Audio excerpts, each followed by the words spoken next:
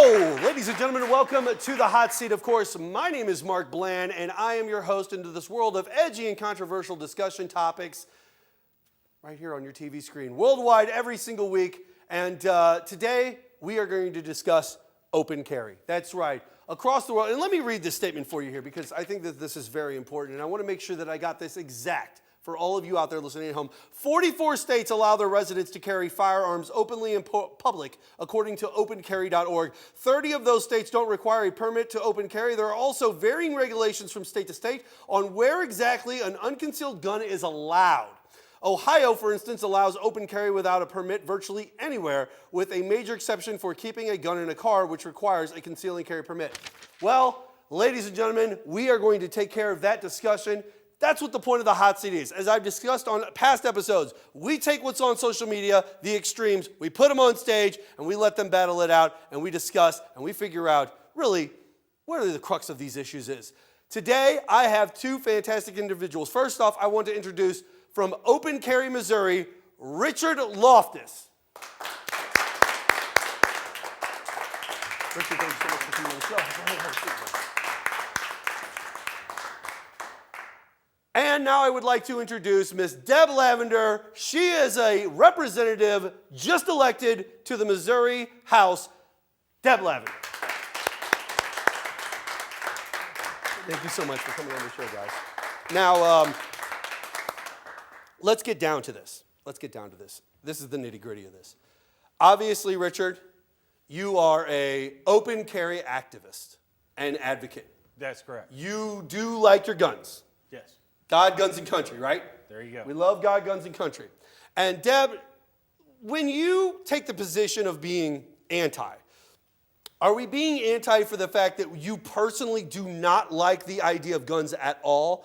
Or are we taking the anti for the fact of the safety and hand of our citizens nationally? Well, I'll even object to anti. I am looking at open carry specifically here today, and for the safety of the public. I got you. Now, Richard, you have recently, within the last few years, staged a couple of, I wouldn't say protests, maybe gatherings, marches, with open carry people like yourself within the state of Missouri. Have you done that in any other states? I have not. I have done everything in the St. Louis metro area or within the state of Missouri. October was our big walk we did. It was October 25th, I believe, where we walked down and did our informational walk to the arch. I'm a unique individual in the fact that I am a moderate who tends to lean liberal, but I'm actually pro-gun. Then again, I'm not the kind of pro-gun that you probably like. I'm the kind of pro-gun who says, hey, guns should exist. There's nothing wrong with having a gun, but there needs to be different caveats, and there needs to be situations where you can't get access to certain guns. What was the purpose of your march that you just had, that you were just talking about? What was the main purpose? Just to bring awareness to the fact that the guns don't jump out of their holsters and shoot people on their own. Right. Good people with weapons are not a danger. Right. Guns don't kill people. People kill people. Correct. And I have a problem. Here's my issue that I have when it comes to open carry, and it's not even open carry. We're going to actually we're talking open carry, but obviously we're going to talk a lot of guns rights. Guns issues, and things that are very important in that regard. And one of the things I want to talk about, and I would love to hear what Deb's opinion of this situation is the fact that the whole purpose of a gun in the first place, when they were first designed and developed, okay, they were to send a projectile at a mass rate for the intent to maim or kill. That was the intention of what a gun was designed for, because knives existed at that time period, swords existed at those time periods. They didn't need to have this, but they chose to because it was an easy way to maim or kill something. So the design of a gun per se, ladies and gentlemen, is that it's for killing and maiming. That is the intent of what that is. Now, you are correct. Guns don't physically shoot themselves. Yet, if you give somebody a projectile that is designed to maim or kill and allow them to make the decision, now guns do kill. They're just using the human being as the way to launch themselves. So where do you stand on that? And I'd love to hear what you have to say about that, Deb. Well, it's interesting that you brought that up, because when you look at Missouri state weapons laws and the way our laws have developed, a very large majority of our assault with a deadly weapon, murder laws, etc., came from farmers killing each other with axes and shovels. Okay. A firearm gives you the luxury of distance, nothing else. If the person firing the firearm has evil intent, it's an evil weapon. If the person has good intent, it's a good weapon. Does that make sense? No, I it's the get intent it. of the person. No, it fair doesn't enough. matter whether I'm throwing a hatchet at you or hitting you with the shovel Sure. or shooting at you. Right, death is death. Like, I understand that death is death and that you could take a pair of nail clippers if you want to and you could kill somebody. Now, Deb, where do you stand on what I brought up? Well, I live in Kirkwood, Missouri. Okay. And about 7 years ago, we had a mass shooting in our city hall. Oh, the cookie situation. Yes, so I'm coming from a situation that was relatively personal, and that we had somebody who was considered a good guy in our community that obviously had an issue with mental illness, went off the deep end one day and killed 6 people. Now, were you there the day it happened? Fortunately, I was not. Okay. And I know a lot of people who were, and I knew the people who were affected, as in were killed by that. So my question is, how do you tell the good guy from a bad guy? So we talk about social media. So recently there's a picture on social media. Sure. A gentleman walking into a Walgreens, and he's carrying a gun. Right. And the caption was, is this a good guy or a bad guy? Because I don't know.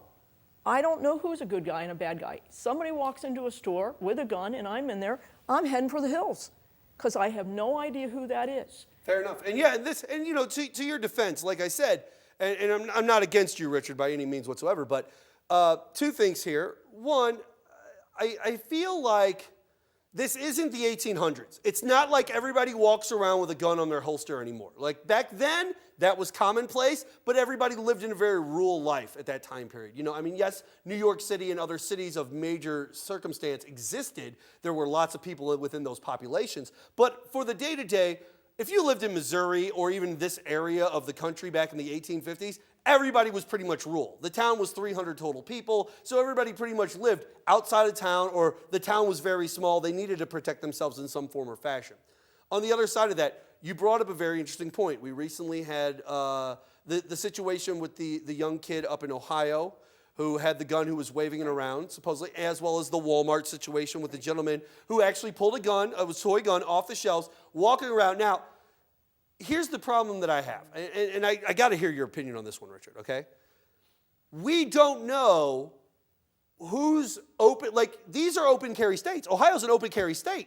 He's walking through a Walmart with a weapon in his hand, so he's carrying it openly, yet he still gets shot down and killed in that situation, the John Crawford situation, okay? So where's this bridge? Like, where is the difference between open carries okay, or we're just looking to kill people? Okay. Sensible gun laws. On both effects. One, the guy standing in Walgreens that has a gun, he's openly carrying a firearm. Is he a good guy or is he a bad guy? Most of the police officers around can answer that. They arrest criminals who are hiding their weapons. Okay. Criminals don't carry their firearms openly, they hide their guns. Right. Now, on the situation where Well, you're that's not talking, always true. That's it's not not completely always always true. true. I mean, well, yeah, we can But always play it's- it's not always everything. There's always a 1% chance. But if that's the case, why do we need open carry?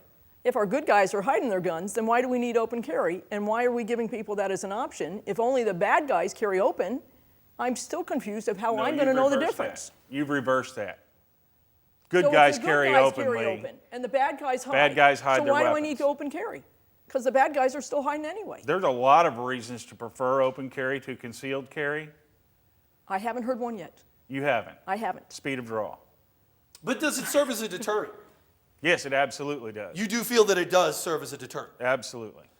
In what way? I mean, just aside from just the general fact that people could be scared of guns. But then again, I'm the guy who picks up the toy gun, John Crawford, as we explained, walking through the Walmart. I'm waving the gun around, I'm whipping it around, and before you know it, like, I don't have real bullets in that gun. I should be smart enough to understand, but it's also an open carry state. So, like, when the police come in, they should be like, okay, this gentleman technically has the right to open carry. He has the right to have that isn't gun. open carry. You're describing brandishing a weapon. Fair enough, brandishing In a a weapon. holster is open carry. Where is, okay, the holster, right? You got the holster on the side right there. Now, holstered, I know that there's rules. There's conceal and carry rules in the state of Missouri. Not every state is the same.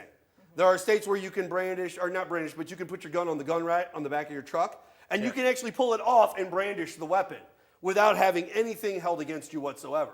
That just different states are different things. So we've got to get to this line of across the board, things are good, and there's a specific rule that's set across the board. We can't have 44 states with it, but some of the states require a permit, some don't require a permit, some need a permit, like just 1,000 different things. I don't know where we come together. Deb, as a person who works in the legislature, where do we come across, working across the aisles, partisan, with people who support Richard's side of pro-gun and trying to come up with laws that make sense? Well, one of the difference again is we talk about local control and we talk about small government, but the state of Missouri has just totally said we have open carry and has taken local control away from city councils.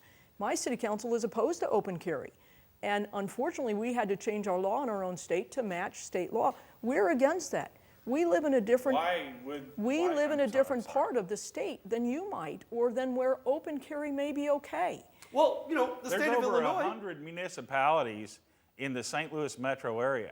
Why does it matter where I'm geographically located, whether or not my shirt is untucked over this holster or not? The people I represent don't want to see your gun. The people in Webster that Jeannie Kirkton represents don't want to see your gun. Why have I lost local control over what happens on the street of the town I live in?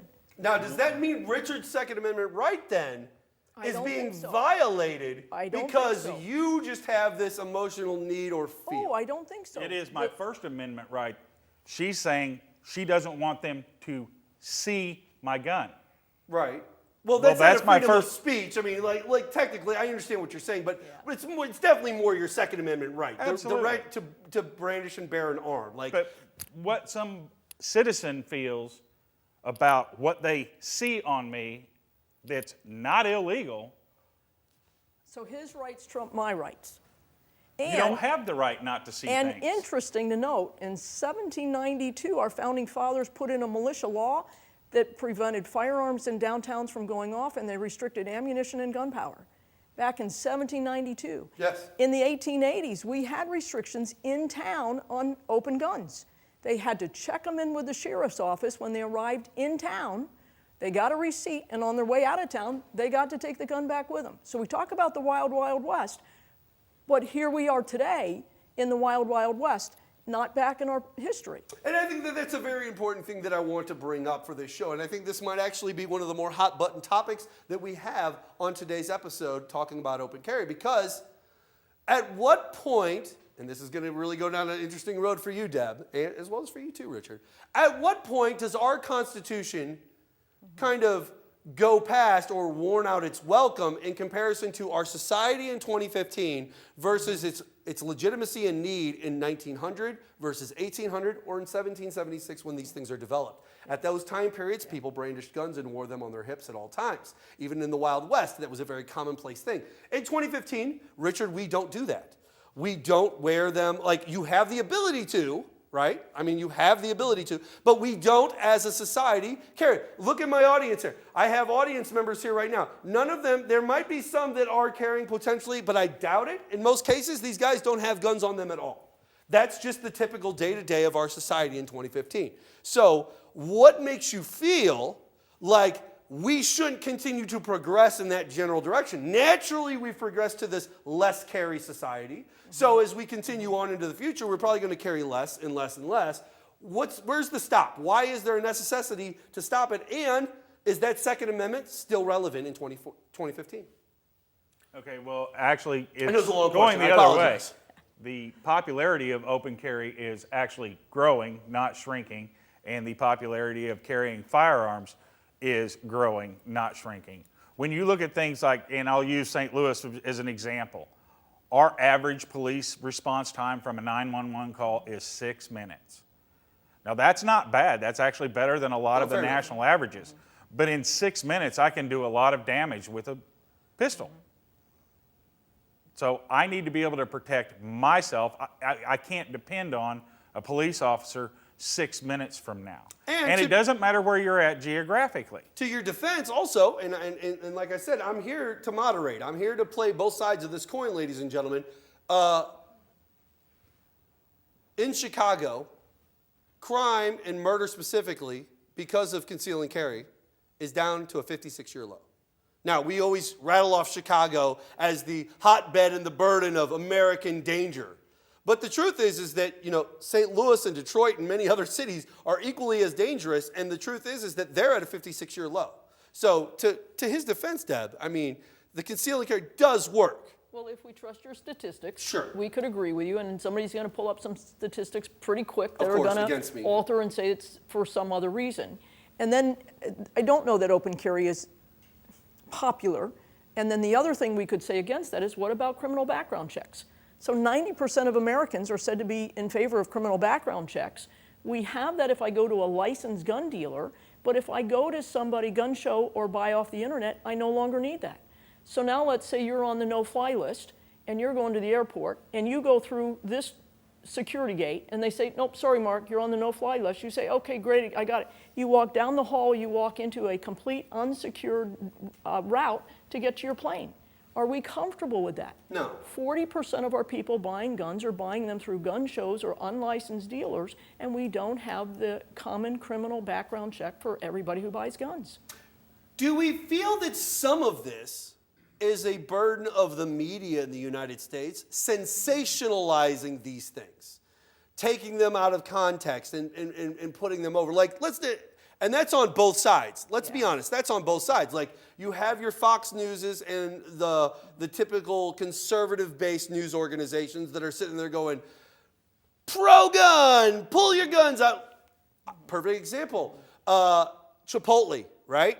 We had the situation with the grocery stores last year. These are similar organizations to yours, Richard, that are going in, carrying their AR-15, strapped with 50 cal straps across their chest, not doing any damage or harm to anybody. But to Deb's defense, and her argument is the fact that basically that makes me uncomfortable. We live in a society in 2015. Like, so is there a sensationalization on both sides? Like, I'd love to hear both of your opinions on the sensationalization of this. Absolutely was. And it was free speech at its best. Those gentlemen were giving So you like political that? speech. You thought it was good? I'm not saying I thought it was good. I'm not expressing an opinion on it. I'm talking about what happened. Okay. Those gentlemen were carrying long arms because the state of Texas allows only the carry of long arms openly. They do not allow the carry of pistols or revolvers unless they are pre-1866. Sure. Now, is that something that you would do? Are you interested? I'm just asking on a general. Personally, when we did our St. Louis walk, Right. many people were carrying AR-15s, Sure. a variety of rifles. would you take them I into did not. I businesses? carried a revolver. That is my personal preference. Do you feel that that's sensible? To take a group, like especially last year in the St. Louis area, specifically with as hot as the situation got here, to take what was already a stressful situation, walk out there with your guns openly, and just kind of put everybody on edge. I mean, because that's truthfully what happened. That's a perfect example because the businesses that did not get looted were protected by men openly carrying in front of them. And she wants to make that illegal. Well, let me bring up people of color who don't seem to quite get the same respect if they might be carrying. Open carry in Missouri That's a very good point. Open carry went into effect in October. In August, had we had open carry, could businesses have been protected? Maybe, but now you have. And what about the ones that were protected by people with guns? But what if you had 200 or 300 people in the streets on the side of the protesters with open carries? I'm not quite sure we would have come out of that situation the way we had if we had 300 guns. I've seen video and pictures on the internet of many of the looters with firearms on them. Maybe some of the looters, but how about the peaceful protesters? And we've blown that out of proportion too. Peaceful protesters to looters is 99 to 1%. So how about peaceful protesters, people of color, having open carry, rifles, AK-47s on the streets in Ferguson after the incident with Mike Brown? I'm not sure we would have had the same result. Interesting. All right, guys. Well, I'm going to send it over to some of our audience members here who might have some questions for everybody. Anybody out there would like to ask a question in regards to guns and open carry? Do we have any questions? Yes, sir. I'm going to get over here. Go ahead. What's your name? My name's Keith, and I'd like to know, my question would be, do you think if more people have concealed and carried weapons that violent crimes would go up or down? What do you guys think? Statistically, in Missouri since 2004, they have gone down. True. That's a complete absolute truth. In other words, so if the criminal elements that have guns illegally most of the time anyway, if they know that law-abiding citizens have guns, they tend not to do as many crimes. Absolutely. Okay. And I don't think I agree with that. Okay, I'm not sure that. I'm asking. Right, I don't know, think the so. concealed carry is what's driving down our reduction in violence at this time. And for me, more guns on the street is more gun deaths. And I think we see that trend where crime might be going down. Deaths from handguns are going up significantly, including suicide. All right. Anybody else have a question in the audience? Yes, sir. So Richard, I've looked at some, my name's Jacob. I've looked at some psychological research lately that demonstrates that people feel threatened at the sight of a firearm just as a natural psychological response, and that they're more likely to be aggressive towards people who are wielding a firearm. So I'm just wondering how that psychological research that sort of pushes back on your, good guy with the gun stance. I'm just wondering, how does that play into your position? Do you not like think the research is legitimate or it's not important? How do you stand? I don't think the research is probably legitimate because we have states that have been open carry for a great many years, and those states don't have those problems. And those states also typically have a much lower crime rate than the states with the strictest gun controls in place. That goes back to something you raised earlier about the uniformity of states. Certainly, states across this nation have tremendously different makeup and variety, from rural to urban to city to populated to not populated. So, where I appreciate uniformity across the country, I can also see how state by state we need to look at the populations and the nature of our areas to help determine that. Are there any more questions from my audience? Yes, sir. This is more or less for you, Richard. How does open carry more determine criminal elements from doing any kind of crime versus conceal and carry? Because I believe that conceal and carry would be more effective, but I also believe that everybody with conceal and carry, or everybody who purchases a gun, should have to take a conceal and carry course. The interesting part about that is the FBI studies where they have interviewed criminals have given very clearly that the thing that they fear the most, more so than police, is a citizen with a firearm. There has been an instance, I should say, where 4 gentlemen were about to rob a Waffle House. Okay. And they know this because they indeed were arrested by the police, and they said that they were literally waiting for the 2 guys inside the Waffle House having breakfast that were openly carrying firearms to leave before they went in to commit their robbery. So you feel that, so where do you, you have conceal and carry permit, I would assume? Yes. Okay. Do you prefer to open carry as opposed to conceal and carry, or do you just kind of choose the situation, how you feel at that time? How do you make that decision? I do both. I mean, It depends. Like today, where I don't want to wear a coat, I'm going to open carry. I was open carrying until I entered this building. This building, they don't want firearms inside. That is a personal property issue. The owner has the right to say what he wants here. I'm going to honor and respect his wishes, so I did not bring a firearm in. And you just brought up a really unique thing that we haven't really discussed much on this show. We might have to bring you 2 back for another complete episode, because the idea of personal property and the ability to use firearms to defend your property, castle laws, things like that. And I think that that's something that's really interesting, because I think it was just a couple of years ago we had the situation down the Merrimack River where the guy owned the land that led up to the river, and there was a situation and some people got killed. Actually, I think he got killed on his own land, or no, he shot the one. Either way, it doesn't matter. My point is that I think that that's really important. Where do you guys? We're getting close to the end here, so I do want to talk to you about real quickly on a finish up. Where do you see the future of gun laws from both of your points of view? Go ahead and start with that. I think it'll continue to be controversial. I think there's lots of people that still would like criminal background checks as a way to make sure good guys have the guns and not bad guys. And so I think we're going to continue to have controversy. We're going to continue to have mass shootings, and it's going to keep rattling us every time it happens until we finally do something about it. And Richard, obviously, you love to carry your firearm openly. You're probably going to be staging more protests. Are these going to be coming up in the year of 2015? Are we looking further down the road? Are we looking at other cities? What are some of the things in the future of gun laws as well as what you got planned? We will continue to have open carry events to bring out awareness that open carry is legal in the state, no matter where you're at geographically. The issue of open carry, concealed carry, firearms in general, it's always going to be a hot topic. Sure.